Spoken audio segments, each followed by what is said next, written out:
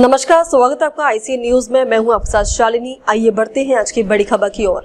पहले चरण की 121 में कौन सीट किसके पास? एनडीए और महागठबंधन को नई सीटों के लिए करनी होगी मशक्कत।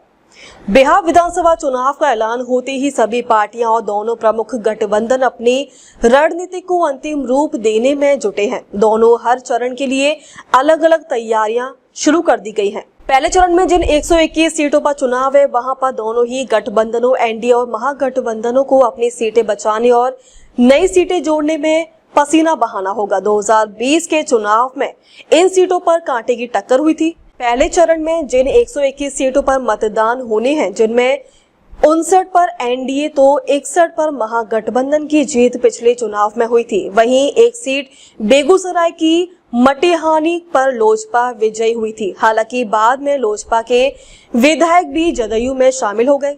इस तरह पिछले चुनाव की प्रदर्शन को देखते हुए तो मामला आधा आधा का रहा था। इन्हें अपने पाले में करने को दोनों गठबंधनों को जमकर मेहनत करनी होगी।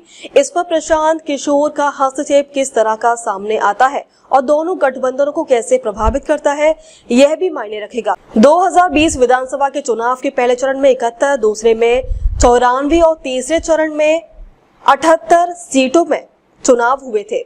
वहीं इस बार 2 चरणों में चुनाव है। पहले चरण में 121 तो दूसरे चरण में 122 सीटों पर मतदान होने हैं। पहले चरण की 121 सीटों में पिछले चुनाव में भाजपा के 32, जदयू के 23 और बीआईपी के 4 उम्मीदवारों को जीत मिली थी। वहीं महागठबंधन में राजद के 42, कांग्रेस के 8 और भाकपा माले के 7, माकपा के 2 और भाकपा को 2 विधायक हैं, जिनमें से 59 पर एनडीए, महागठबंधन 61 पर और 1 पर हुई थी लोजपा की जीत।